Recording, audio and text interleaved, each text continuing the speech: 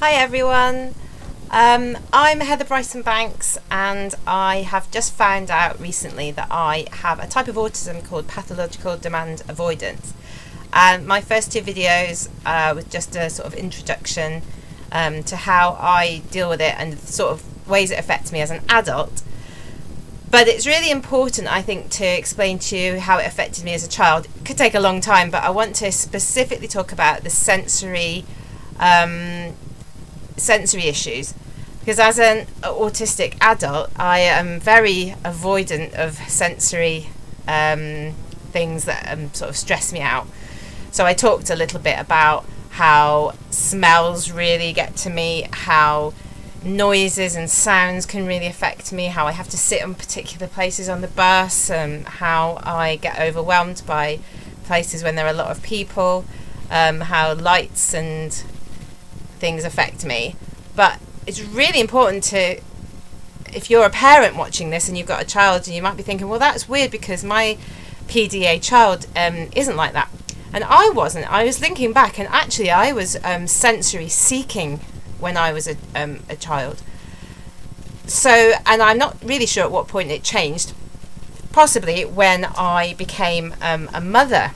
So when I was a child, I was quite a bit of a risk taker. Classic autism woman thing, I think, is that I was a bit of a tomboy. I think I must have found, I was an only child as well, that might explain things, and also my mum, I only had a mum with me, not a dad. My mum is definitely PDA. Now I look back at everything. So we were very kind of insular anyway. We grew up in the Highlands of Scotland, away from as much stuff as I guess because she couldn't handle crowds and stuff. I don't know why, and we lived in caravans and we moved around a lot. And she didn't have a job, and she was a PDA adult. So I was this child, and luckily, so I wasn't around. So I was quite sensory seeking. So I was a tomboy. I liked climbing trees. I liked. I can't remember my childhood as well as my teen years. I know my teen years, I was really going through that phase of trying to shock, and I really wanted to experience things. I needed to feel everything. I wanted to feel everything and see everything and hear everything. And to the extent that the sort of music I listened to, as soon as I found something like really annoying to listen to, I'd be like into death rock and thrash metal, hardcore rave, gabba, techno, the sort of stuff that I can't really listen to now because it would really do my head in. But yeah, then I was really into sensory seeking. So, and then like bright lights, I would go places that were like raves and stuff, concerts.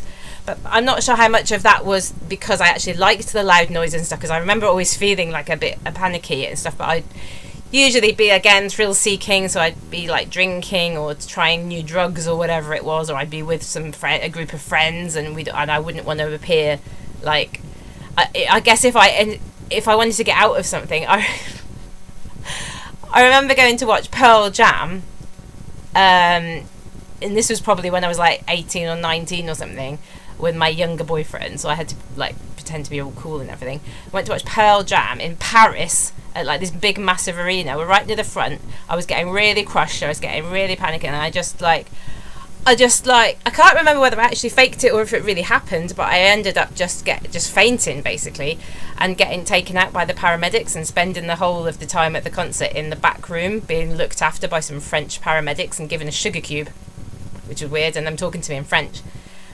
But to me, that was a lot better than being at the front of the concert. And the thing is, we'd gone all the way there. I really liked Pearl Jam. I was really looking forward to it. I was trying to show off. It was our anniversary thing or something or other. But that, so I remember that one. Yeah, I would often end up getting, taken away by paramedics at places, or, getting lost, or just disappearing from places. So things that I really wanted to go to, especially, hardcore raves and stuff, all-nighters, I'd be on drugs and it would just freak me out, and then I'd just leave all the time. But definitely I was sensory seeking, or at least I thought I was. I wanted to try new foods. I was always trying to eat the hottest curry, or things like that. Now I'm like, oh no, I can only have a korma or whatever. But definitely, if your child is seeking out or doing this shocking behaviour, that's certainly what I did do when I was a teenager. Definitely listening to the most obscure, annoying, loud music, watching horror films, really extreme thing. I can't even watch something about like a mum who's lost her child now. Or a documentary. But then I was really proper into like horror movies and the occult and like just the most extreme ends of anything. I would try and be into that, and not necessarily whether it was the sensory aspect of it or the demand avoidance oppositional type bit of it,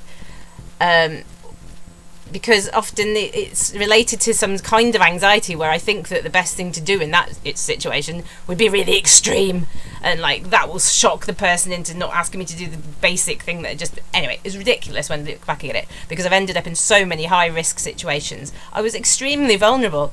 I mean, I used to go hitchhiking on my own because I didn't want to like get the train, or I didn't have enough money or whatever, or I wanted to be like cool, or I wanted to see what it felt like, whatever it was. And I literally, as a girl, like a 13-year-old girl hitchhiking around the UK is not safe. I put myself in loads of situations, and especially not being able to read people very well. But I was, luckily, due to quite a few drug overdoses, I was really, really paranoid. So, like, I would luckily get myself out of situations because I would just get scared anyway. Whether or not they were any threat to me or not, probably in a weird way kept me safe. So this is a weird video. Also, I'm not sure if the timing's right, because it doesn't seem right to me watching this back. But anyway, so if you're a mum thinking, well, she's talking about being like oversensitive to sensory things now, and yet my child is quite clearly like being like really obnoxious and listening to ridiculous like dubstep really loudly and like dyeing their hair purple, and literally that's what I was like. I used to walk around my hometown, which is a little village in Shropshire, with bright blue hair, pink pyjamas, a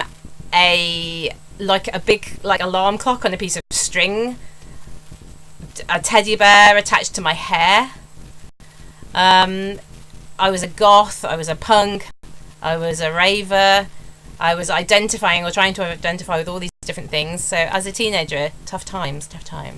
I don't know if I would change it. In some ways it's fun and cool, but I'm really glad there wasn't Instagram in those days, I tell you. But yeah, really, really high risk situations I got myself in, and really luckily, no bad things did happen, to be quite honest, which I'll talk about another time.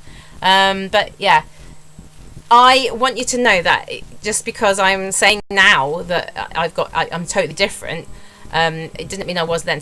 So this may be different from other autistic subgroups, where at some point I started off really, really sensory seeking, and wanting to be very extreme, and needing those sensory, that extreme end of the sensory spectrum type thing to make me feel or something. And now those same things I can't do at all, and they really freak me out. Now, whether that is part of this type of autism, or whether that is just because I overdid it and I can't handle it anymore, or whether it is because when I became a mother, I suddenly something changed and I felt like, no, I have to look after myself, or I don't know, whatever it is. And I think a lot of things changed during pregnancy and motherhood, which is a video for the future. So the point I want to get across is sensory seeking, teenage years, childhood, 20s, after my 30s, motherhood, sensory avoiding. Sorry about that.